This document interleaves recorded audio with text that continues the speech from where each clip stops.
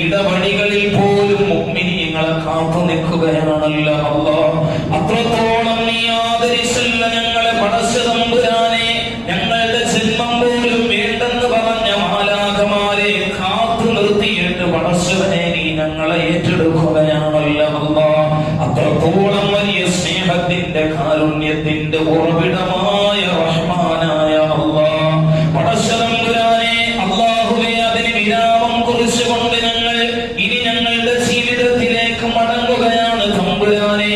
പിശാച് ഞങ്ങളെ വഴിക്കിലേക്ക് കൊഴുക്കാൻ വേണ്ടി കടന്നു വരികയാണ് റഹ്മാനെ. അല്ലാഹുവേ, ചങ്ങലക്കിടപ്പെട്ടു പോയ പിശാച് ചങ്ങല കെട്ടുകൾ അഴിച്ചിട്ട് മനുഷ്യ ജീവിതത്തിലേക്ക് കയറി വരികയാണ് റഹ്മാനെ. അല്ലാഹുവേ, ആ പിശാചിന്റെ വഴിയിൽ പെട്ടുപോകാതെ സംരക്ഷിക്കണേ അല്ലാഹ്.